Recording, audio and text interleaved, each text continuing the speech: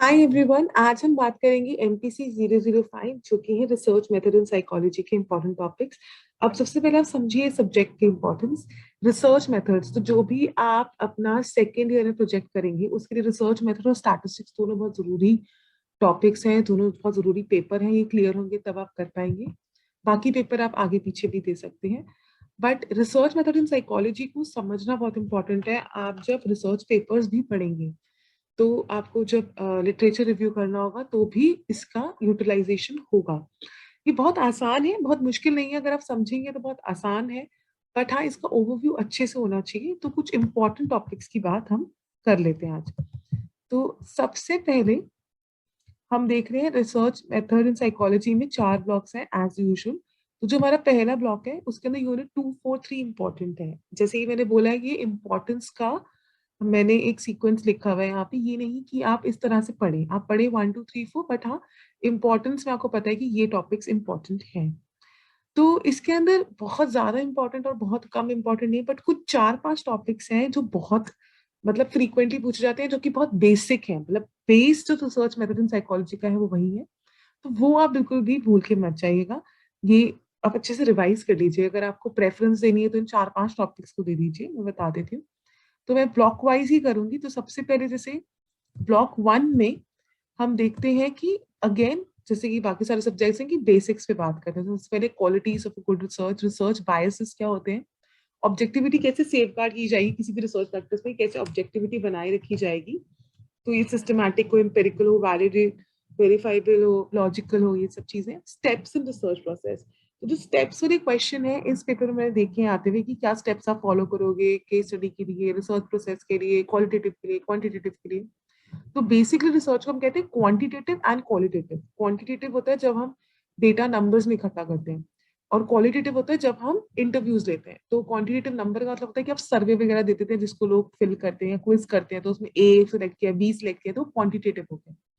Qualitative होता है जब फोकस ग्रुप्स हैं, इंटरव्यूज हैं, आप वो क्वालिटेटिव रिसर्च है, क्योंकि उसके अंदर कोई नंबर्स नहीं है, उसमें जो ट्रांसक्रिप्ट होगी उसके हिसाब से एनालाइज किया जाएगा। तो importance of research in psychology ये सब है। यूनिट 1 एक बेसिक ओवरव्यू है। यूनिट 2 का जो ये टॉपिक है रिलायबिलिटी एंड वैलिडिटी, ये बिल्कुल भी भूल के ये नहीं कि छोड़ जाना, ये अच्छे से करके जाना है। रिलायबिलिटी वैलिडिटी का क्वेश्चन आएगा ही आएगा रिसर्च मेथड में। रिलायबिलिटी वैलिडिटी के बिना कुछ नहीं है कि आप आगे भी करोगे, आपको वाइवा में भी पूछा जा सकता है कि रिलायबिलिटी और वैलिडिटी क्या है। तो ये आप अच्छे से ही करके जाइए कि रिलायबिलिटी और वैलिडिटी क्या है। तो वैलिडिटी और ये थोड़ा कंफ्यूजिंग हो जाता है, और इनके टाइप्स हैं तो वो आप देख लीजिए कि रिलायबल होना चाहिए। कोई भी रिसर्च है कि वो वापस से वही चीज रिपीट होनी चाहिए, वही वो रिजल्ट दे, और वैलिड हो उस चीज को मेजर करने के लिए। इस वैलिडिटी, जो चीज मेजर कर रहे हो वो वैलिड हो, वही मेजर करें। रिलायबिलिटी, वही रिजल्ट रेप्लीकेबल हो। मेथड्स ऑफ एस्टिमेटिंग रिलायबिलिटी, इसके अंदर काफी सारे मेथड्स हैं, जैसे टेस्ट रीसेट, टेस्ट रीटेस्ट है, external consistency, memory effect, carry over effect, ये इसकी लिमिटेशंस है जिन पे शॉर्ट क्वेश्चन भी पूछ लेते हैं। Parallel forms of reliability, internal consistency procedure, split half reliability word आपने सुना होगा, ये काफी इंपॉर्टेंट है। तो इस तरह के कुछ कुछ है। कुडर रिचर्डसन एस्टिमेट और रिलायबिलिटी, ये भी है। तो इसके शॉर्ट नोट्स बनाए कैसे भी करें। रिलायबिलिटी एंड वैलिडिटी बिल्कुल अच्छे से करके जाए। वैलिडिटी एज आई सेड कि वो चीज वो मेजर करे, वो जो कह रहे हो उसके लिए वैलिड होना चाहिए। वो अगर मैं एंजाइटी मेजर कर रही हूँ तो मेरा टेस्ट एंजाइटी मेजर करे, और रिलायबल हो कि वो अगली बार भी वो उसी तरह उसको मेजर कर पाए। टाइप्स ऑफ वैलिडिटी में कंटेंट वैलिडिटी है कि concurrent, predictive, construct validity, criterion related, convergent, discriminant. थोड़ा सा कंफ्यूजिंग हो सकता है। अगर आपको लगे कि आप टाइप्स और मेथड्स को अच्छे से नहीं कर पा रहे हो तो आप इनके मतलब अच्छे से समझ के जाना, और एक ब्रीफ एक एक लाइन आप एटलीस्ट स्टार्ट कर पाओ अपने आंसर को। और आप जितने 2, 3 टाइप्स अगर आपको याद होता है तो आप वो लिख सकते हो। तो वैलिडिटी इंटरनल और एक्सटर्नल एज इट से, मतलब इंटरनल जो होगी, एक्सटर्नल, कंटेंट, कंस्ट्रक्ट, ये सब होगी। तो ये एक इम्पॉर्टेंट है। थ्रेड्स टू इंटरनल वैलिडिटी भी इसी में आ जाएगा। तो ये वाला टॉपिक आप करके जाओ अच्छे से। मैं सजेस्ट करूंगी, इसमें से एक क्वेश्चन तो मैंने देखा आता ही है। ब्लॉक 1 में यूनिट की टाइप ऑफ वेरिएबल्स। अब वेरिएबल्स नहीं समझोगे तो आप रिसर्च डिजाइन नहीं समझ पाओगे। तो मीनिंग क्या होता है वेरिएबल्स का, या टाइप्स। टाइप्स बहुत इंपॉर्टेंट है। Independent variable, dependent variable, stimulus है, एक्सट्रेनियस, कंफाउंडेड, ये सब बहुत बेसिक वर्ड्स होते हैं जब हम रिसर्च की बात करते हैं, तो ये इम्पोर्टेंट टर्म्स हैं। तो टाइप्स ऑफ वेरिएबल्स बिल्कुल भी मत भूल के जाना, ये जरूर करके जाना। सबसे ज्यादा कंफ्यूजन लोगों को इंडिपेंडेंट डिपेंडेंट वेरिएबल में आता है, वो आप कर सकते हो। और इसको समझने के लिए कुछ एग्जाम्पल से समझो। एग्जाम्पल से लोग समझोगे आप, तो आप कोई रिसर्च डिजाइन अपने दिमाग में करके तो आप उसको याद रख पाओगे, और आप उसी रिसर्च के एग्जाम्पल की हेल्प से आप एक्सप्लेन कर दो आंसर में। अगर आपको लग रहा है कि मेरे को प्रॉपर टर्म्स एंड डेफिनेशंस याद नहीं हो रही, आप एग्जाम्पल उठाओ, आप एग्जाम्पल से एक्सप्लेन कर दो, और आपका जॉब इज डन, क्योंकि आपने एग्जामिनर को समझा दिए वो टाइप्स ऑफ वेरिएबल्स। तो जैसे कि एक एग्जाम्पल जो बुक में दिया गया है, independent dependent and external variables in casual relationship, जो कि स्मोकिंग और कोरोनरी हार्ट डिजीज में। तो वो कह रही है कि स्मोकिंग से हार्ट डिजीज हो रहा है नहीं हो रहा है। तो स्मोकिंग एक कॉज है और डिजीज एक मतलब उसका इफेक्ट है। तो जो डिजीज है वो डिपेंडेंट वेरिएबल है और स्मोकिंग बन जाता है इंडिपेंडेंट वेरिएबल। तो इस तरह से आप जब कोरिलेट करेंगे चीजों को, तो आप अच्छी तरह से उसको लिख नहीं पाएंगे पेपर में। और जो और एक्स्ट्रा चीजें हैं जो इफेक्ट कर सकती हैं रिलेशनशिप को, कि बंदे की कितनी स्मोकिंग है, कितनी स्मोक कर रहा है, वो रोज स्मोक कर रहा है, कभी कभी कर रहा है, कितनी ज्यादा स्मोक कर रहा है, उसकी बाकी कोई डिजीजेस है, बाकी कोई रिसर्च, वो सॉरी रेस्पिरेटरी डिजीजेस की हिस्ट्री है, उसकी क्या एज है, क्योंकि एज पे डिपेंड करेगा, उसकी क्या इन्वायरमेंट है, ये सब आउटर फैक्टर्स होते हैं, तो एक्सट्रेनियस वेरिएबल्स हो जाते हैं। तो ये इंपॉर्टेंट टॉपिक है। यूनिट 4 में hypothesis. Hypothesis is again very important. Why? Because hypothesis वो एक तरीके से स्टेटमेंट है जिसपे हम वर्क करते हैं, रिसर्च डिजाइन बनाते हैं तो हाइपोथेसिस बनाते हैं कि ये है या नहीं है। तो हाइपोथेसिस में मीनिंग इसका आपको खुद को क्लियर होना चाहिए कि मीनिंग और कैरेक्टरिस्टिक क्या है। इसमें एक बहुत इंपॉर्टेंट जो है टॉपिक है वो है possible difficulties in formulation of good hypothesis, कि गुड हाइपोथेसिस बनाने के लिए क्या क्या दिक्कतें आती है, एंड टाइप्स ऑफ हाइपोथेसिस। तो null hypothesis and alternate hypothesis, ये अगेन स्टैट से बहुत लिंक्ड है, तो ये अच्छे से देखना है। ये इसके अलावा एरर्स इन टेस्टिंग हाइपोथेसिस, तो टाइप 1 एरर और टाइप 2 एरर, एरर्स के नीचे दिया हुआ है कि two common errors exist when testing hypothesis, type 1 error and type 2 error. Rejection of null hypothesis when it is true and acceptance when it is false. तो null hypothesis से related है। थोड़ी सी लैंग्वेज कॉम्प्लिकेटेड लग सकती है, तभी मैं कह रही हूँ एग्जाम्पल से करके जाना, आपको भी ईजी रहेगा। उसके बाद एक और बहुत इंपॉर्टेंट टॉपिक जो आता है वो है सैम्पलिंग। कि सैंपल जब आप इकट्ठा करते हो तो इसमें से भी क्वेश्चन यूजुअली आ जाता है कि सैम्पलिंग के मेथड्स बता दो, या ये एक स्पेसिफिक सैम्पलिंग मेथड वो शॉर्ट नोट्स में दे देते हैं। तो सैम्पलिंग के क्या तरीके हैं, कि आप रैंडम यूज कर रहे हो, आप एक प्रॉपर स्पेसिफिक ले रहे हो, उसके अंदर टर्मिनोलॉजी क्या है, पॉपुलेशन क्या है, सैंपल साइज क्या है, सैंपल क्या होता है। तो ये सब पॉपुलेशन है कि पूरे लोग जो वैलिड है उस टेस्ट को करने के लिए। हम जैसे कहें कि ह्यूमंस में हम ये टेस्ट करें, तो वो सारी ह्यूमंस जो अर्थ में है वो एक पॉपुलेशन है। फिर उसके बाद सैंपल जो आपने उठाया, जो आपने नंबर ऑफ पीपल सिलेक्ट किए हैं, और सैंपल साइज उनका कितना नंबर है। Say I take 50 people and I take 50 smokers, जो उनको चेक करना चाह रही हूँ मैं कि उनके अंदर डिजीज डेवलप हुआ है अभी तक या नहीं, कोरोनरी हार्ट डिजीज। तो 50 will be my sample size, and वो सैंपल मेरा क्या है, वो 50 लोग मेरे सैंपल है। पॉपुलेशन क्या है, ऑल अराउंड वर्ल्ड जितने भी लोग हैं, क्योंकि सब वैलिड है। उसके लिए अगर मैं एज सेट करती हूँ कि 18 to 60 इयर्स एज, तो वो एक पॉपुलेशन सेट हो जाती है। तो सैम्पलिंग के अंदर मेथड्स है, non probability sampling method and probability sampling methods, ये इंपॉर्टेंट है। इसके अंदर जैसे कि हैफर्ड, एक्सीडेंटल, कन्वीनियंस सैम्पलिंग, सबसे ज्यादा हम कन्वीनियंस सैम्पलिंग यूज करते हैं। कोटा सैम्पलिंग के क्वेश्चन आते हैं, स्नोबॉल सैम्पलिंग के क्वेश्चन आते हैं, पर्पसिव है, सिस्टमैटिक है, सैम्पलिंग के जो टाइप्स हैं इनके क्वेश्चन आते हैं, सिंपल रैंडम, स्ट्रैटिफाइड रैंडम। तो ये थोड़े से आपको याद करने पड़ेंगे, ये एग्जाम्पल्स इंपॉर्टेंट है। Coming to block 2, survey research. Survey research बहुत कॉमनली यूज होता है, तो steps involve in conducting survey research is important, and इसके अंदर डिफिकल्टीज एंड इश्यूज, ये दो टॉपिक पढ़ जाओ आप, बाकी आप स्किप कर सकते हो चाहो तो, क्योंकि आई अग्री बहुत ज्यादा नहीं हम कर सकते सब कुछ एकदम से। यूनिट 2 में exposed factor research. Exposed factor research की जो मेजरली आप देखोगे ना असाइनमेंट में भी या पेपर में जो क्वेश्चन आते हैं, वो आते हैं जब इसकी डिफरेंस बिटवीन पूछा जाता है। तो एक कॉन्सेप्ट, एक बेसिक पता होना चाहिए, उसके अलावा डिफरेंस, कैरेक्टरिस्टिक्स, और डिफरेंस कैसे एक्सपेरिमेंटल से कैसे डिफरेंट है एक्सपोज्ड। तो ये वाला क्वेश्चन मैंने देखा इंपॉर्टेंट है, and strength and weakness of exposed factor research, ये भी आप करके जाओ।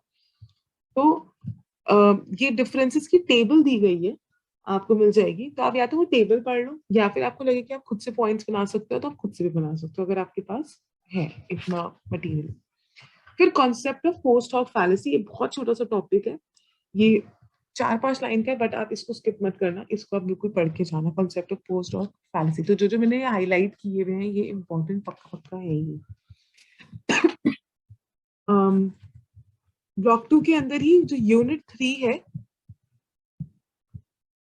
उसके अंदर है एक्सपेरिमेंटल रिसर्च। तो experimental research and field experiments कैसे डिफरेंट है, इसकी भी एक टेबल दी गई है, ये बहुत इंपॉर्टेंट है, ये पक्का करके जाइए। Strength and weaknesses of field experiment, जो हम फील्ड में एक्सपेरिमेंट कर रहे हैं उनकी स्ट्रेंथ एंड वीकनेस क्या है ये देख लीजिए। कंडक्टिंग फील्ड एक्सपेरिमेंट, ऑब्वियसली कैसे कंडक्ट करना है ये आप एक रीड जरूर करके जाइए। क्वेश्चन के रिस्पेक्ट से क्या इंपॉर्टेंट है वो बता दें कि जिससे कि ये तीनों चीजें इंपॉर्टेंट है। Criteria for a good research design, इसके सिंपल से 6 पॉइंट्स हैं। एक रिसर्च डिजाइन एक स्पेसिफिक आंसर करे, एक स्पेसिफिक हमें रिजल्ट दे, तो इस तरह की चीजें। उसके बाद है types of experimental research design, इसमें कॉसी एक्सपेरिमेंटल डिजाइन जो है वो काफी इंपॉर्टेंट है, तो ये जरूर देख के जाइए। और बाकी इसमें 3 ही दिए हैं तो ये आप आराम से कर सकते हैं, इसमें आपको ज्यादा टाइम नहीं लगेगा। कमिंग टू केस स्टडी आप जब इंटर्नशिप भी करोगे तब भी इस पर बहुत ज्यादा फोकस होता है। केस स्टडी थोड़ा ऐसे 10 मार्कर क्वेश्चंस में भी आ जाता है कि क्या स्टेप्स हैं केस स्टडी के, क्या टाइप्स हैं केस स्टडी की, कैसे करते हैं केस स्टडी। तो केस स्टडी एनी हाउ आपको काम आने वाला है। तो ये वाला जो 4th यूनिट है ये आप पढ़ लीजिए कि मिसकंसेप्शंस क्या हैं केस स्टडी के बारे में, ज्यादा बड़ा भी नहीं है। तो types, steps, ways and misconceptions, तो ये पूरा ही, बट स्टेप्स को अच्छे से आप एक बार देख लेना। आप अपनी लैंग्वेज में लिखने के लिए फोकस करें तो समझो और अपनी लैंग्वेज में लिखो, बस पॉइंटर्स जो कीवर्ड्स है वो मत आप स्किप करिएगा, तो it will be all good for you. Coming to block 3 unit 1, research design की बेसिक टर्मिनोलॉजीज। बेसिक टर्मिनोलॉजीज का मतलब कि फैक्टर्स क्या होती है, लेवल्स क्या होती है, ट्रीटमेंट क्या है, ये 2-3 बेसिक टर्मिनोलॉजी है ये है। उसके अलावा जो बहुत इंपॉर्टेंट है वो है between and with in, between group design and with in group design. तो ये बहुत ही इंपॉर्टेंट, जैसे बिटवीन हो जाता है कि मैंने 2 ग्रुप्स बना दिए कि मेल्स एंड फीमेल्स, और इनके बीच में मेरा हेड चेक कर रही हूँ ना कि मेल्स में से for example smoking and coronary heart disease वाला ही ले लिया कि मेल्स में ज्यादा हो रहा है या फीमेल्स में ज्यादा हो रहा है, तो ये बिटवीन हो गया। बट विद इन है कि मैंने कोई ऐसे ग्रुप नहीं बनवाए, जो मेरा सैंपल साइज आया उसी के अंदर हमने टेस्टिंग की, देखा कि कैसे है। तो ये आगे भी बहुत यूज होगा, between groups and with in groups. तो विद इन सब्जेक्ट डिजाइन में उसी सैंपल के अंदर विद इन उसी के अंदर कंपेयर करते हैं कि हाँ हमें दिखा कि एज इसमें ज्यादा था या उसमें कम था। दीज आर द थिंग्स, तो ये आप बिल्कुल अच्छे से करके जाएं। और एज आई सेड एग्जाम्पल के साथ याद करके जाओ। नहीं समझ आ रहा है कि कैसे लिखें, कैसी लैंग्वेज में लिखें, एग्जाम्पल उठाओ, उसको एक्सप्लेन करो, उसको आप कर पाओगे अच्छे से।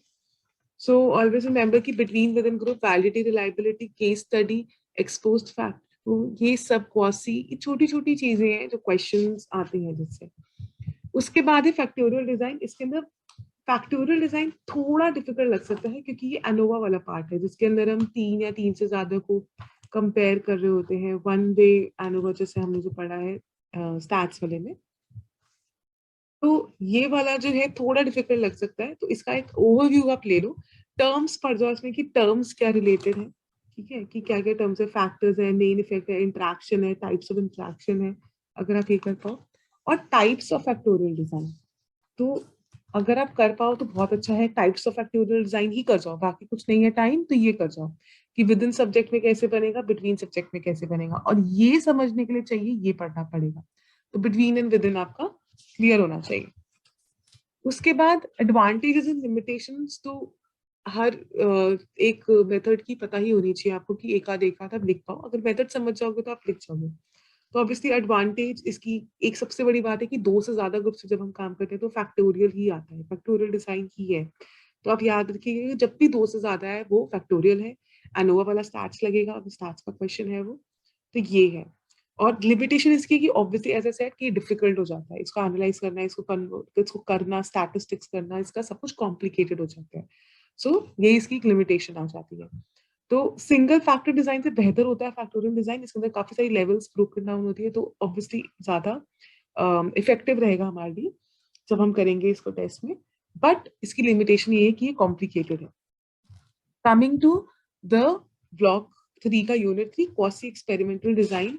Quasi experimental design as I said कुछ नहीं तो उसका मीनिंग हो वो आप पढ़ जाओ, डिफरेंस जो और से है वो कर जाओ। तो difference between quasi and true experimental design, और टाइप्स को आप एक बार को स्किप वगैरह कर सकते हो, इसके टाइप पे इतना क्वेश्चन नहीं आता। फिर आता है advantages and disadvantages of quasi. तो एडवांटेजेस एंड डिसएडवांटेज वाले पेज में लास्ट में दो पैराग्राफ है एडवांटेजेस वाले में, वो रिपीटेड है तो वो आप कैंसिल कर देना, वो कंफ्यूजन क्रिएट करता है। उसके अलावा आप इसके अगेन पॉइंटर्स बना लीजिए, दो चार पॉइंटर्स दोनों के बन जाएंगे। सो आप बस इतना कर जाओ, ये क्वासी में इनफ है। कोरिलेशनल जो नेक्स्ट इसका यूनिट है, कोरिलेशन का क्या है कि अगर आपको टाइम है और आप समझ पा रहे हो, आपको लगता है आप कर सकते हो तो आप कर लो। अगर आपको लगता है कि नहीं समझ पा रहे हो तो आप इतने एग्जाम्पल्स में थोड़ा बहुत अब आपको समझ आने लग जाएगा। तो कोरिलेशन का क्या होता है कि एक चीज बढ़ रही है तो क्या दूसरी चीज भी बढ़ रही है? नहीं, ठीक है।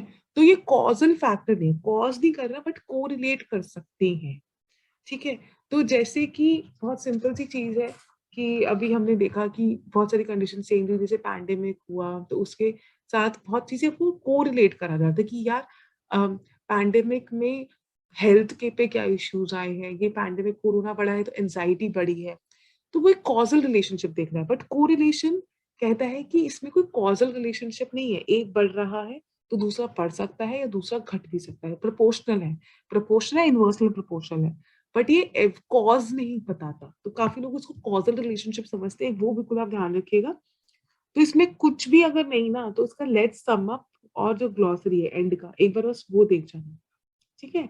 कि हम ये सिर्फ देखते हैं कि दो वेरिएबल्स एक दूसरे के साथ कैसे लिंक्ड है, कैसा वो कोरिलेशन शो कर रहे हैं। पॉजिटिव कोरिलेशन होता है कि एक बढ़ रहा है तो दूसरा ही बढ़ेगा, नेगेटिव कोरिलेशन होता है एक बढ़ रहा है तो दूसरा घटेगा। तो वही इनवर्सली प्रोपोर्शनल जो होता है कि एक बढ़ रहा है तो दूसरा घट रहा है। So these are the basic terminology. Correlation is a basic terminology जो रिसर्च में या स्टैट्स में यूज होती है। कमिंग टू ब्लॉक 4, इसके अंदर थोड़ा सा क्वालिटेटिव की बात होती है। तो पहला यूनिट है एथनोग्राफी, तो यानी कि क्वालिटेटिव रिसर्च की बात होती है। इसके अंदर meaning of qualitative research, types of qualitative research, difference between qualitative and quantitative. As I said qualitative है जब आप इंटरव्यूज वगैरह दे रहे हो, क्वांटिटेटिव है जब आप सर्वे फिल करवा रहे हो, आपने कुछ मतलब नंबर्स उनको आप कन्वर्ट कर सकते हो। फिर रेलेवेंस, रेलेवेंस क्या है और खास करके साइकोलॉजी में क्या रेलेवेंस है। एंड एथनोग्राफी का मतलब पता होना चाहिए। तो ये इंपॉर्टेंट है, assumptions इन एथनोग्राफी, क्योंकि आप कुछ assumptions करके ही चलोगे। कि जैसे कि जो रिसर्चर है वो एक्सपर्ट है, उसको पता है भाई उसको क्या करना है। कि एथनोग्राफी में मेन ऑब्जेक्टिव क्या है कि इंटरप्रिटेशन कैसे हो रही है। तो कल्चरल अंडरस्टैंडिंग होनी चाहिए, जो इंटरप्रेटर है या फिर जो कंडक्ट कर रहा है वो अच्छे से समझ सकता है सामने वाले को। तो कुछ कुछ assumptions लेके ही चलनी पड़ती है। और टाइप्स ऑफ एथनोग्राफी रिसर्च है, बहुत छोटा टॉपिक है, मैक्रो माइक्रो एमिक एंड एपिक। तो ये वाला टॉपिक कर जाना। ब्लॉक 4 में अगर आपको लगे कि ज्यादा टाइम नहीं है तो यूनिट 1 कर जाना। और steps of ethnographic method, ethical guidelines in qualitative research. तो अगर नहीं टाइम मिल रहा है तो मैं कहूंगी ये कर जाओ। फ्रैंकली मैंने तो यूनिट 2 और 3 स्किप कर दिया था इसका, डिस्कोर्स एनालिसिस, और यूनिट 2 में ग्राउंडेड थ्योरी है। ग्राउंडेड थ्योरी के मुझे कोई क्वेश्चंस खास कभी दिखे नहीं और मुझे इतनी इंपॉर्टेंट नहीं लगी। डिस्कोर्स एनालिसिस अगर आपके पास टाइम है तो उसके concept, assumptions, approach and steps, ये 4 चीजें कर जाओ। बट मैंने यूनिट 4 ये ब्लॉक 4 का यूनिट 2 एंड 3 स्किप किया था। तो और मुझे इतना ज्यादा इससे इफेक्ट नहीं पड़ा क्योंकि चॉइस भी होती है। और आप जब तक यूनिट एंड के वाले में पहुंचते हो ना तो डेफिनेटली वो आपका इतना टाइम या इतनी एनर्जी नहीं बची होती है। तो मैं सजेस्ट करूंगी कि कुछ नहीं तो इसका यूनिट 1 पढ़ जाओ। और यूनिट 4 जो है इसके अंदर मैं थोड़े से मैंने टॉपिक्स डाले। तो एक तो टॉपिक है स्टेप्स ऑफ इवैल्यूएटिंग और एनालाइजिंग डेटा इन क्वालिटेटिव रिसर्च। कि जो डेटा आएगा उसकी रिपोर्ट बनानी है, तो उसको कैसे आप एनालाइज करोगे ये इंपॉर्टेंट है। और कंटेंट्स ऑफ रिसर्च रिपोर्ट, तो ये पढ़ जाना। कंटेंट्स ऑफ रिसर्च रिपोर्ट क्या है कि रिसर्च रिपोर्ट आप बनाते हो तो उसमें क्या क्या होता है, और ये तो आपको एनी हाउ बनानी ही है। तो कई बार अगर ये क्वेश्चन आ जाते हैं तो ये बहुत ईजी रहता है, क्योंकि ये तो आप लिख ही लेते हो कि टाइटल पेज होना चाहिए, कंटेंट्स होना चाहिए, एक सबसे पहले हम समरी देते हैं जिसको हम एक्सट्रैक्ट बोलते हैं, ठीक है। तो आप कई बार रिसर्च पेपर्स देखेंगे, आप लिटरेचर रिसर्च करेंगे, हर जगह पे एक्सट्रैक्ट मिलेगा। वो एक्सट्रैक्ट एक्चुअली एक फॉर्मेट का पार्ट है। फिर पर्पस है कि हमने क्यों किया ये। एक इंट्रोडक्टरी बैकग्राउंड देते हैं जिसको इंट्रोडक्शन देते हैं, लिटरेचर रिसर्च भी बोल देते हैं। कि एक बैकग्राउंड कर दिया कि इस रिसर्च पे, इस टॉपिक पे ये काम हुआ हुआ है और अब हम इसमें ये करना चाह रहे हैं। तो अब हम कैसे करेंगे, हमारा रिसर्च डिजाइन क्या है, तो इस रिसर्च रिपोर्ट में नेक्स्ट टॉपिक आ जाता है कि आपका मेथोडोलॉजी क्या है, कि आपका क्या डिजाइन आप सोच रहे हो, क्या सैंपल ले रहे हो, क्या आप सर्वे या कुछ भी आप करोगे तो उसके लिए क्या टूल्स यूज करोगे, तो आप कौन से स्क्रीन्स यूज करोगे, डेटा कैसे कलेक्ट करोगे, कौन से तरीके का डेटा कलेक्ट करोगे, तो टाइप ऑफ डेटा। तो रिजल्ट इन फाइंडिंग्स हो गया, तो सबको पता है कि अगर आपने किया प्रोसीजर होंगे, रिजल्ट इन फाइंडिंग्स हो गए, इंटरप्रिटेशन की, ये इंटरप्रेट किया मैंने डेटा से, और कंक्लूड, इंटरप्रेट हुआ कि ए के साथ बी बढ़ा, कंक्लूड यानी कि जब ए बढ़ता है तो बी बढ़ता है, कंक्लूड करा मैंने। उसके बाद लिमिटेशंस भी हम अपनी रिसर्च की खुद ही बताते हैं कि से फॉर एग्जांपल सैंपल साइज छोटा था, तो I could not collect data of more than 100 individuals, 100 is also a small size for a lot of cases, तो हम कहेंगे कि हमें डेटा का जो साइज था वो बहुत छोटा मिला, तो इसीलिए ये एक लिमिटेशन है। या फिर इसमें और भी चीजें आप फर्दर रिकमेंड करते हो कि इसमें ये रिसर्च की जा सकती है, तो इसमें ये भी आप एक रिसर्च वेरिएबल डाल सकते हैं, रेफरेंसेस एंड अपेंडिसेस। तो ये बहुत छोटे टॉपिक्स है, ये कर जाना पक्का से। और यूनिट 4 और 1, ब्लॉक 4 का, ये दोनों आप एक बार देख लोगे, 4 में से जो 2 टॉपिक है, तो ये इनफ रहेगा क्वालिटेटिव रिसर्च के। क्वांटिटेटिव का ही ज्यादा पार्ट है, तो उसका बेसिक वेरिएबल्स वाला पार्ट, वैलिडिटी रिलायबिलिटी वाला पार्ट, ये बिल्कुल स्किप नहीं करना है। और सैम्पलिंग वाला पार्ट, तो आप एटलीस्ट इस केपेबल हो जाओगे इन 4-5 टॉपिक्स को करके कि आप पेपर अटेम्प्ट करके आप ये कह सकते हैं कि ठीक है, हाँ बहुत ज्यादा नहीं, तो पास तो हम पक्का पक्का हो जाएंगे। तो that is the thing. So block 4 में ये वाले 2 टॉपिक्स, एंड यूनिट 1 का, ये यूनिट 1 देख लेना इसका। बाकी आई वुड सजेस्ट कि जो मैंने क्वांटिटेटिव के बोले आप वो एक बार देख लीजिएगा। Thank you, keep watching.